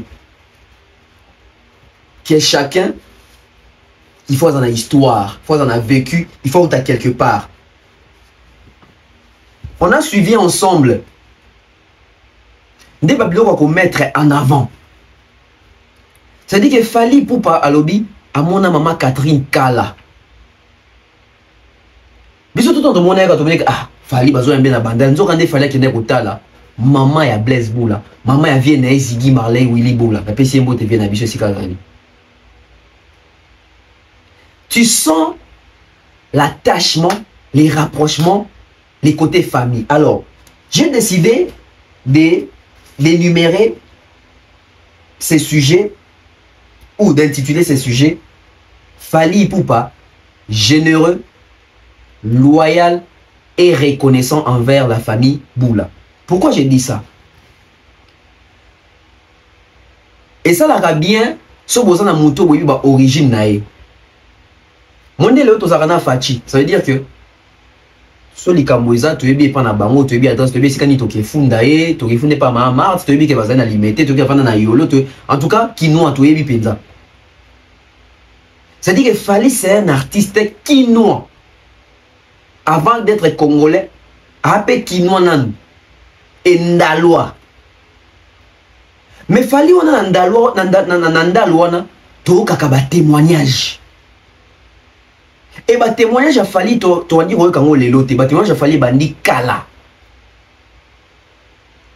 To ka fallu na témoignage te kazalaki impoli na vini. To ka fallu te na témoignage kazalaki moi na mabe moi na batinda ki boyaka moi na moko insola moi déranger te. Ça dit que batu nyonso ba kola na Fally. Batu nyonso ba mona Fally kokola. Quand il vous parle de Fally, vous sentez la maturité, vous sentez l'attachement, vous sentez les respects. Cette partie, nous devons un peu la faire en français. C'est-à-dire que la vidéo que vous avez vue là, Fally à Bandal avec plusieurs personnes, plusieurs fanatiques, plusieurs habitants de la commune de Bandalungwa en train de crier son nom, c'est pas juste parce que Fally est venu rendre visite ou visiter sa commune natale, mais c'est parce que Fally pouvait venir visiter la maman d'un grand artiste de Wenge, de grand Wenge, qui a inspiré Fally, qui a donné à Fally ses goûts-là de faire de la musique. C'est quel Wenge? C'est les Wenge 4x4 tout terrain. Et dans Wenge, il y a qui? Il y a Jibem Piana, il y a Werason, il y a Alain Makaba, il y a Didier Masela, il y a Blaise Boula, il y a Dolph Dominguez, les Wenge. Ces Wenge-là, Fally a grandi avec cette musique. Parce que Wenge, c'est un orchestre de la commune de Bandalungwa. Et Fally, en tant que ressortissants natifs des Bandal, vraiment c'est leur orchestre, c'est leur groupe. Ils ont grandi avec cette musique-là. Ils ont été influencés par ces vieux-là, par ces artistes-là, par ces chanteurs-là, par ces musiciens-là. Et c'est de là que plusieurs artistes congolais natifs des Bandal ou hors Bandal se sont inspirés de cette génération qu'on appelle la 4e génération. Et pourquoi j'utilise la partie Fally Poupa? Reconnaissons. C'est-à-dire que Fally est en train de reconnaître que si aujourd'hui je suis artiste et musicien, c'est parce que l'un de ces classiques de Wenge est le grand frère d'un grand frère qui m'a assisté, qui m'a donné une certaine base en termes de chant, en termes de musique. Je ne sais pas si vous êtes en train de comprendre. Ça veut dire que Fally a pris goût des JB, des Wera, des Willy, des Blaise Boula, des Didier Masela. Mais Fally a côtoyé les petits frères des Blaise Boula qui étaient aussi déjà artistes et chanteurs des renommées nationales au Congo. Willy Boula, Ziggy Marley. Parce que Ziggy Marley n'est pas les moindres. Il a fait les quartiers latins, il a fait les Zaïko, ce n'est pas des petits groupes. Et pour chanter avec Kofi, il faut avoir vraiment un niveau artistique élevé. Pour chanter dans Zaïko, il faut voir les palmarès des Zaïko pour comprendre quels sont les calibres des artistes qui sont passés par Zaïko. Ce n'est pas de la mer à boire. C'est-à-dire qu'il fallait être en train de reconnaître que c'est cette maison, c'est cette maman qui a donné naissance, qui a donné vie à grand frère Ciel et aussi à notre grand frère Ziggy Marley, avec qui j'ai lié de très bonnes relations entre grand frère et petit frère. Et c'était une relation qui ne se limitait pas seulement par grand frère et petit frère, c'était une relation qui est devenue une relation d'échange culturel. C'est-à-dire que Willy Boula apprenait à Fally les notes de guitare, les notes, comment chanter la note, comment fredonner les chansons, comment écrire une chanson. Et Willy Boula, en retour, il demandait aussi à son jeune frère de les former en termes de danse. Qui est des super bons témoignages sur Fally Poupa. C'est-à-dire que Fally est généreux. La générosité de Fally, on voit comment est-ce qu'il est venu. Il est reconnaissant d'abord. Et avant de partir, il laisse l'enveloppe à maman. Il ne donne pas à Vieux Ciel, il ne donne pas à qui que ce soit, il donne à maman. Pourquoi? Parce qu'il a dit, ça fait longtemps que j'ai vu maman. Quand il fallait aller à mona maman kala, na mona mère kala, na mona mémé kala, na mona mamie kala. Moi, quand j'ai regardé ça, je ne sais pas s'il fallait, dans sa tête aussi, c'est ce qui s'est passé. Quand il fallait aller à mona mémé kala, je ne connais pas maman Monique, je ne l'ai jamais vue, mais j'ai vu l'image de maman Monique, genre que Fally, il se console peut-être un amour maternel mort ou peu quelque part. Parce que j'ai pari fort, si maman Monique, paix à son âme, était en vie, genre que Fally, à ça venait fort que maman Monique n'a pas Faustin, bah vandi kana bandette mais bah modifié, bah on s'est dit bah kana bandette, c'est dit qu'il fallait un gars à hôtel à mes parents, à qui pas talipé, maman Catherine.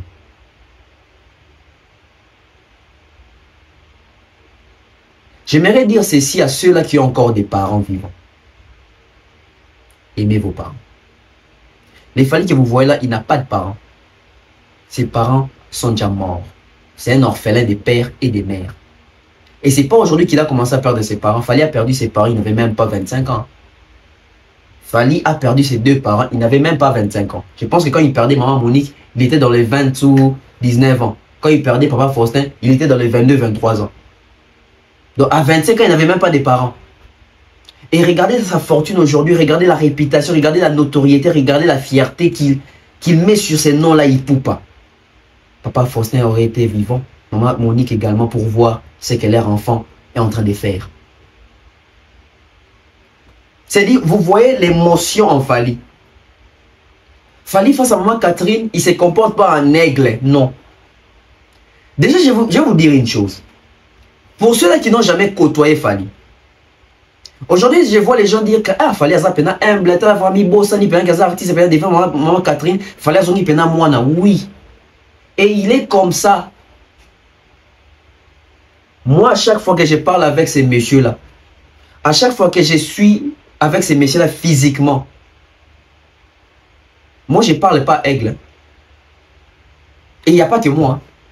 Bateau se m'approche à Fally, sauf Fally à Yebi, sauf besoin d'avoir affinité na Fally. Sauf Soli na Fally, tant beau Kabouana, Yomo Romi tout nobi, est-ce que Joe a Yebi qui est de Fally? Moi, des fois, ça me surprend. Ça dit qu'il y a un téléphone dans la boue. Pour moi, bien un Big Bro. Big Bro, bonjour. Bien soit Big Bro, soit artiste. L'artiste est bonjour. Bandeko. Ce qu'il fallait en ligne. Et qu'il a commis bongo. 3 minutes et zébélé, il me répond. Je suis qui? Si ce qui déjà fallu wana aigle, ami bossanaka, ce qui beva comme lié, ce qui beva sali audio, yo qui puis à réagir. Ce qui fallu un ami bossanaka soit télémina bev boy, ça veut dire qu'il a tout papoté, tout aussi bana vieux petit n'engenia bev. À combien plus forte raison quand vous êtes devant maman Catherine? To mémé Catherine, pour moi, on a bien mémé. Il fallait même toi bien maman. On a bien mémé.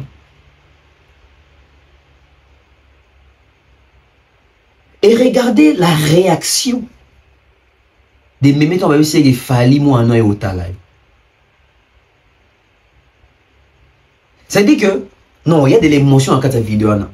Ça dit que mémé à ce moment-là, fallait un au Kolandara Willy. Je ne sais pas si vous réalisez, ça veut dire que Fally Andoya, Sheba Meme, Sheba Willy Boula, Sheba Blaise Boula, Fally Azoya pour Yekola.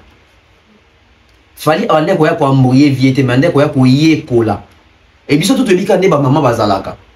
C'est-à-dire que maman, tant que mon ah, bah, non, il fait pas qu'il y ait un chic, mais bah, non, il peut la musique. Moi, non, il y a un autre micro, il y a Pembo, il y a un musicien, il y a un autre qui a un autre dérange. Vous voyez là, maman de bazar, ça veut dire que. Parce qu'il y a ma répétition, ça veut dire que tant où il a mis ta guitare, il fallait que tu vas voir, ça veut dire que on va mettre ta musique, on va s'appeler Makelele. Mais après, tu vas me ah, moi, non, Outarawa, puis moi, non, Monique, moi, non, Faustin, ni comme on y a un oudar ou l'andelanga banabou. C'est-à-dire que des fois, même temps, on va répéter ça en été, ça veut dire que je joue sous mémé Catherine dans la vie. En tout cas, le quoi l'équipe Makelele, même Catherine, sur Maïka, ou à ce que tu bilamba, à savon, à Boïka, ici, on va vendre un protopose pour pas vendre la thé, ça Makelele. C'est-à-dire que en voyant Fally, elle se fait des idées, elle ne voit pas ses Fally au biseau de Ebi Lelo. Elle voit des Fally, il y a tal nefu. T'es pas sûr que ça fallait Fally, Bibi Mandefu. Abi fali okobi mobange biso to mona fali jeune fali aza jeune fali vient na biso aboga mère ici fali abi fali okobi mobange ça veut dire mère au mona fali o wana et fali pas au mona meme o wana et woki mamende atuni abi est-ce que zaka kana ya na yo bosolana ya na yo milibula et woki réponse à fali et biso to de réponse à fali c'est exact eza solo basolara toujours en bonne relation on a vienne on a petit naï les autres artistes viennent à Congo awa bana vécu terre c'est dit que fali auto kaka fali on a boué batu baebi bo mwana naye baebi kokola naye baebi ki mukolo naye eza artistes musu to bika ki bokolo c'est dit bimela biso mukolo bana quartier na bango to yi bango te. On se pose même des questions sur avant d'arriver dans le quartier mon bazar. C'est-à-dire ba master bazate, bana quartier bazate, bana classe bazate. Moi mon mutabima na ki mukolo. A combien ko la commune mo mais so pour que na commune on a référence des athées. Na pesi mère et génie mbote ku to tchenga plus mo l'oreille bi tala fali to ba lobela ko mo ke c'est lozo bi tabino isola fali musicien tabino isola fali à Saint-Jean. Moi classe na bango. Mon école na bango. Pour faire les cas c'est la classe moko. C'est-à-dire que héritier Watanabe vous parle de Fali. Abi Fali na ebe na bo mwana nanga. Ça veut dire que héritier ça mon mukebi Fali. Fali ça na vécu. C'est-à-dire bon mwana Fali batu ba yebiango. Eric tout tu as beto abi Fali na azara jana kombo na bandal wana akitara matara na guitare ne garçon apembe. C'est-à-dire ba yebiye. C'est-à-dire Jordan ko so beto lisolo Fali wana ba yebiye avant ko tawaka. C'est-à-dire ba yebiye na venu ba yebiye na quartier. Et manière beto lisolo ki wana vient sur quartier. Tala ba Michel ouais on beto lisolo rabake. On a petit nanga petit à mère. Jibo beto bino so bi wana petit na biso bandal. Ça dit ba yebi bango. Combien d'artistes congolais to ke na ba commune ba kola toni otuna. Ozo même ba témoignage à ba maman à quartier. De père question to ke na ba commune musu to ke otuna. Ah maman tel ndenge nini ah bien ah maman est-ce que boyebi artiste tel est to yebi. Ah, babi c'est ça pour l'avenir. Oh, maman ça souvenir nini pour nae. Papa tika ndoki, allez c'est là mona kindoki na nguba.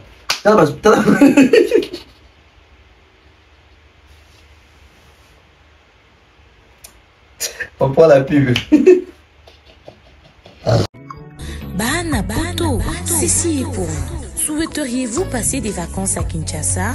Êtes-vous désireux de séjourner dans un environnement exceptionnel, réunissant un confort incroyable et respectueux des normes sanitaires? Voici pour vous les appartements IESD.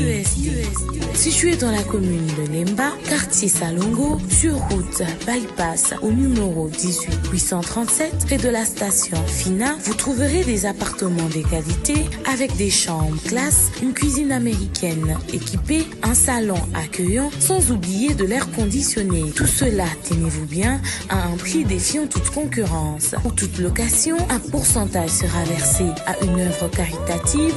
Vous pourrez ainsi aider une personne dans le besoin. Contactez-nous au 0032 48 58 37 003.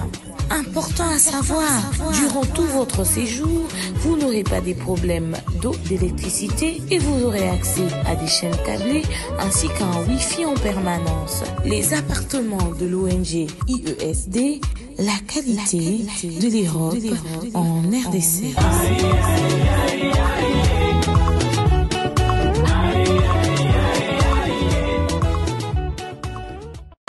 De nos jours, l'hygiène intime est une priorité. Voilà pourquoi Maliane vous propose des produits d'hygiène intime à base des plantes naturelles testés et approuvés dans les plus grands laboratoires dans le monde.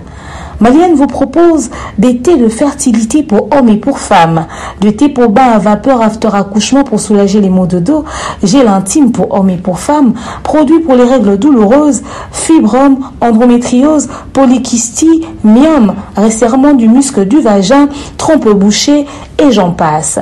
Vous avez également des produits qui vous aident dans tout autre type de soucis gynécologiques que vous pouvez avoir. Ceinture abdominale, vous avez les protège-slip, les bandes hygiéniques et tous ces produits sont disponibles sur notre site www.maliane.com. Passez vos commandes à travers notre numéro affiché directement à partir de notre site et vous serez livré partout dans le monde. Maliane, pour une hygiène intime parfaite. Des retours sur ce plateau.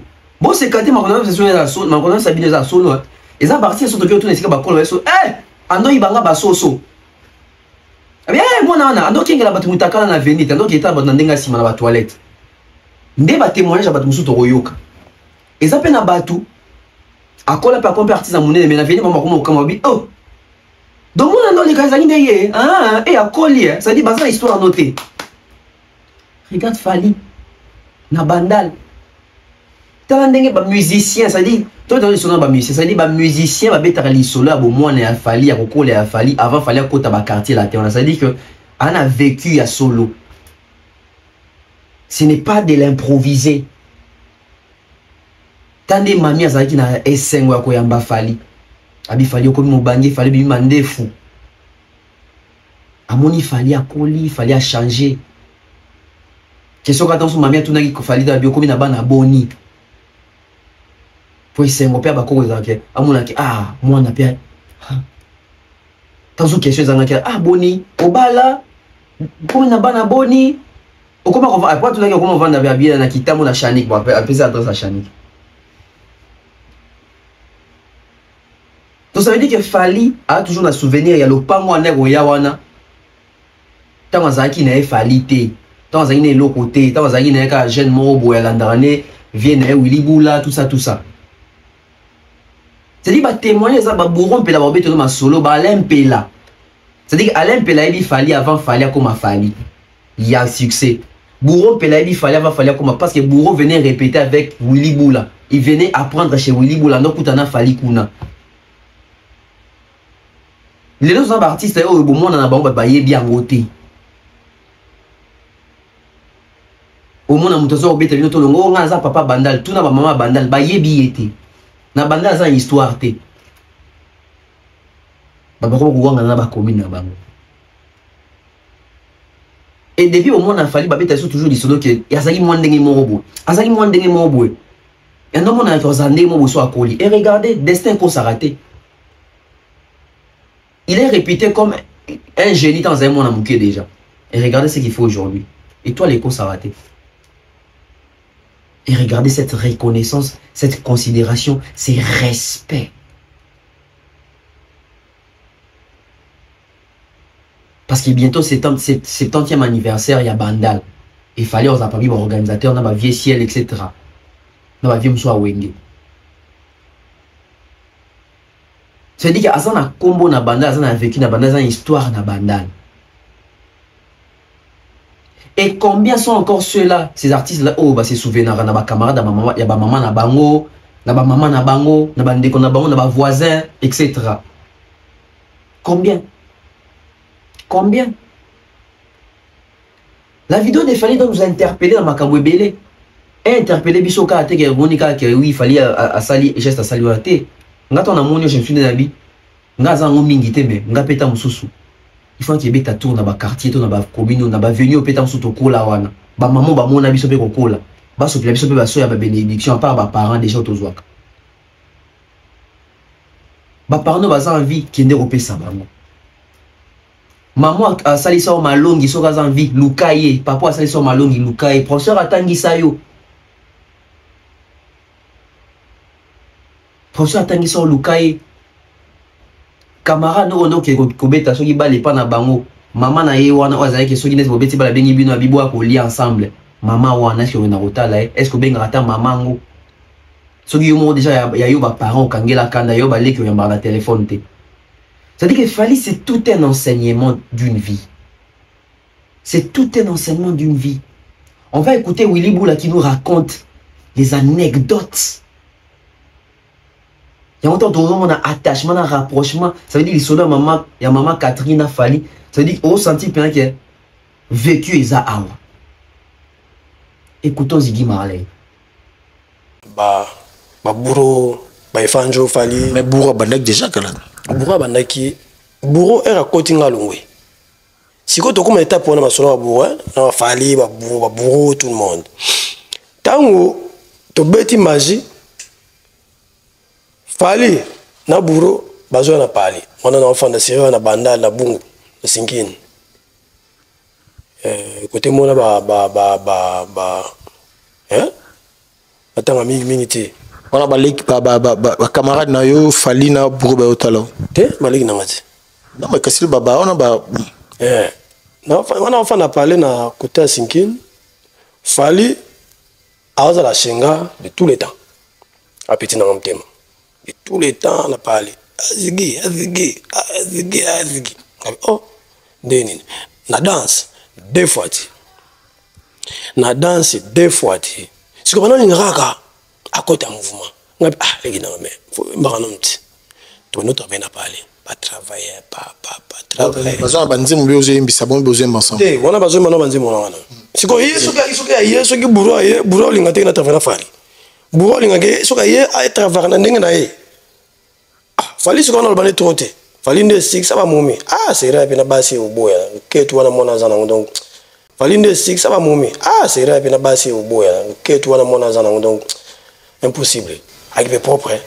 Mais il y a des gens qui ont besoin de kaka. Il y a des gens qui ont besoin mais on a besoin de bien bien alors que ça danse mais bisou que tu m'as cassé na bisou mais donc il fallait que ça danse et le tu ko ima côté ma plan manini ti malembe ayo kota na kibina koi et pas basile et à côté pas basile na ba dudu na mo ba beta ko motindika ko et ça moi guerre mon côté kuna boye baini kineni à côté mouvement na bor mon appelle ça ba mon boye chana mon boye tout donc il faut bima ko plan ko tout voilà yango boro siko mtewo yana ba makambo parce que tout le bito boulibula yemba kabeta guitare kumba biso même d'ailleurs est-ce que vous rappelez les kinao et Fanjola El Marabiyosho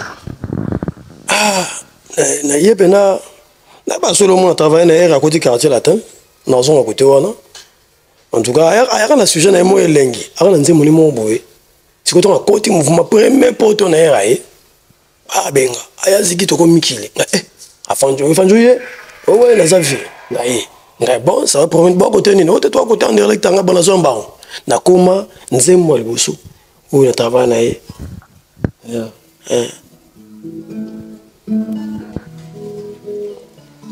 Lora ya kosaka na nonga na mona nzela mino na yo na kinga zomi ngana kufela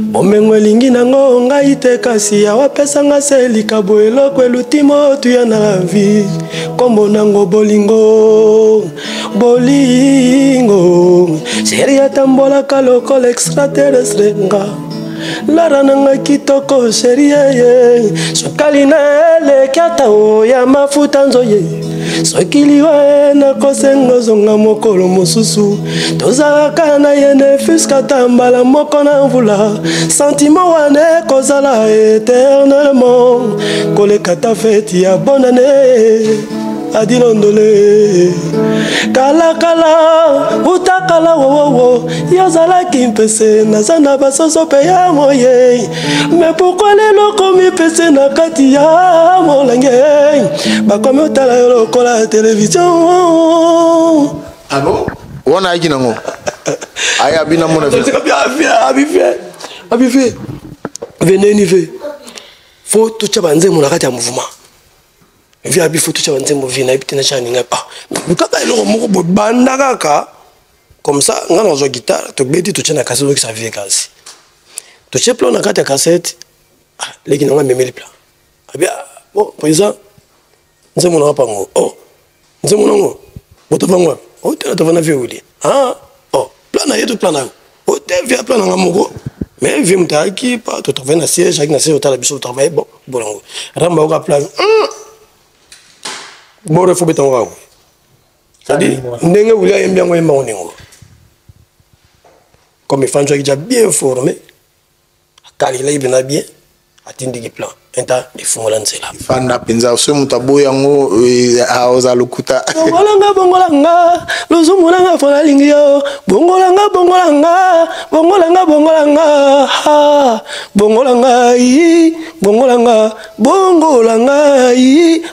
era beti plan ngabi bon maïsopane c'est bon intervient il m'a vu habiter moi no chef d'orchestre enta jupe équipe.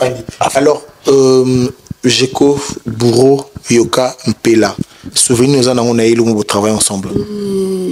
Voilà. Il n'a pas oublié ses origines. Il est devenu quelqu'un, mais il revient toujours chaque fois à la base. Azongara toujours. Et c'est pas la seule maman où il fallait visiter Tikina moi enveloppe. C'est-à-dire que ça, elle est Kobota. Qui n'a témoignage à Willy Boula, ça veut dire la chanson on a fallu pas travailler on peut dans Willy Boula oh ya éternellement. C'est dit que maman Catherine a bota qui ba artiste on peut sali que ba kaboli moi savoir na ba leki na ba muso artiste leki moko a réussir et ba fruit nango akoma kozongi sa ba sincère na ma grand frère nae pas écouter la même na maman a participer quelque chose. Regardez comment est-ce que la bénédiction de Fally, elle est vaste et énorme. Imaginez comment est-ce que la bénédiction de Fally, elle est vaste et énorme. Regardez. Awo pamba matendeni. Awo yana mituka na ba avion tendeni. Awo tonga manoir na ba ascenseur tendeni.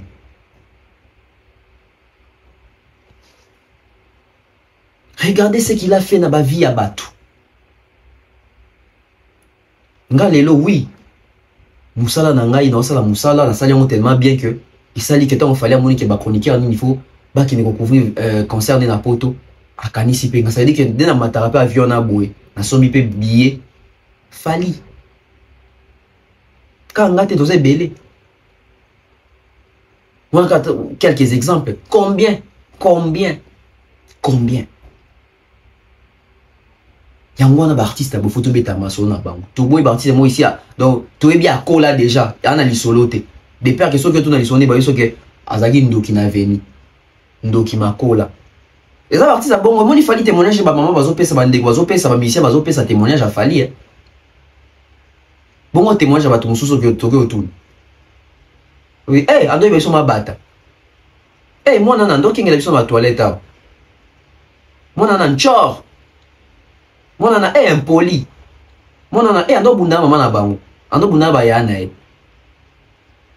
Fally na banda a une réputation mon na botosi. Mon amour ya poli, a respecter mikolo, a respecter ba maman. Non quand anecdote mo bobi Fally on azaki so uti poto nde bato ki na quartier so uti poto to ya banda lo on se dit en côté na chaque lupango azokota opesa mbota azokuta na ba mama ba chaque lupango akotaka na veli na bango wana. Azo pe tantam so ovanda na batu. C'est-à-dire que tout aigle qu'il est, champion d'Afrique qu'il est, meilleur artiste de l'Afrique centrale qu'il est, détenteur et à record, on a parlé de la défense qu'il est, future projection stade des martyrs au Azanango, le stade de France, allais-je dire.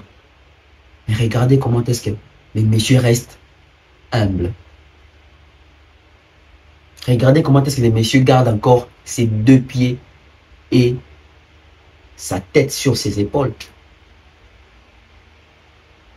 Et puis ça me dit combien de personnes. Je vous dis, hein. On a vécu une histoire, il y a refondé, il y a inventé, exaté. Beaucoup qui témoignage. Beaucoup qui témoignage. Beaucoup si comme maman retrouve une nenge zalaka. C'est-à-dire que jour où vieux Ziggy Marlet en yaki na kin pour j'ai encore l'occasion à 32e anniversaire à quartier la terre. Jour où qui n'a pas tourné à répéter Fally. Oh, bandeko. Donc vous sentez vraiment qu'il y a un bateau. Vous sentez qu'il y a un bateau va travailler trop. C'est-à-dire cohésion de bon bêta terre. Ça veut dire qu'il y a son appécié bon chabi ah son appécié son côté si beau. Ça veut dire que quelle complicité, quelle cohésion et quelle nuance, quelle technique. Regardez les artistes.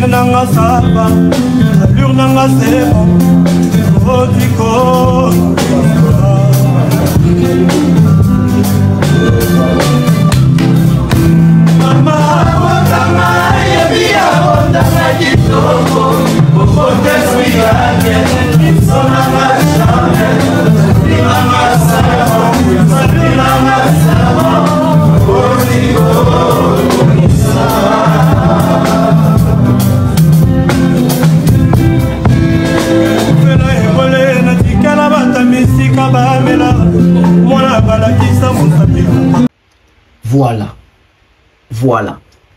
Bateau ina biso esepeli. Siko question. Biso bateau nyonso na biso o total émission. Est-ce que so toke na ba venir na biso tokola? Ba maman bazan ba témoignage malamu pona biso. Ba papa ya venu bazan ba témoignage pona malamu pona biso, ba leki ba ya ba quartier. Témoignage na biso na ba venir na biso ezani. Tala afali. Akenda musika te na makambo itali classe asuka na 6e azwa diplôme na ekoki. Mais t'as la réputation d'un avenue. T'as la réputation dans la commune.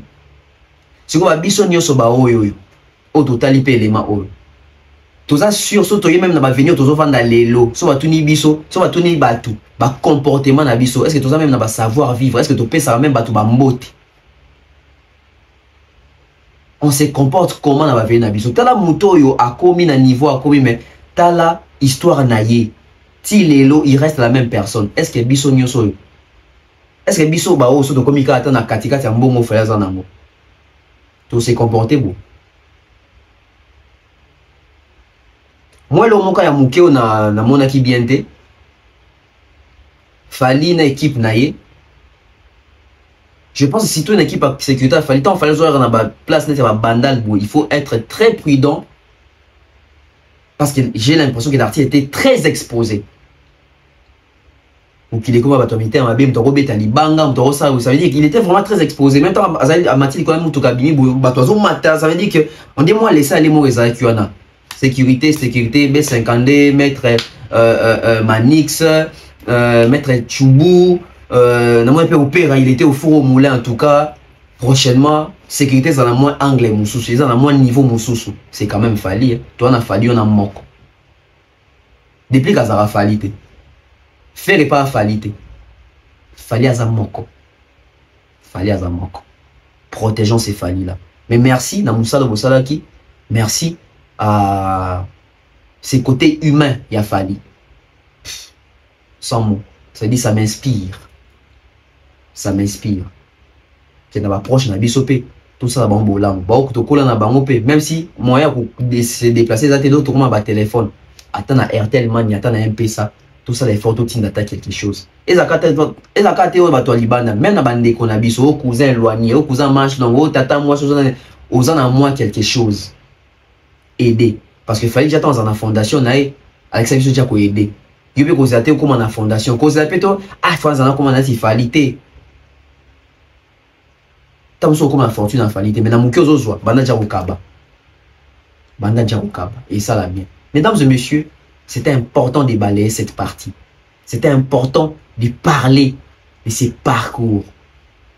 Car on est fiers de ces familles qui portent haut les drapeaux du Congo et dans un bon sens, avec respect, avec une bonne réputation.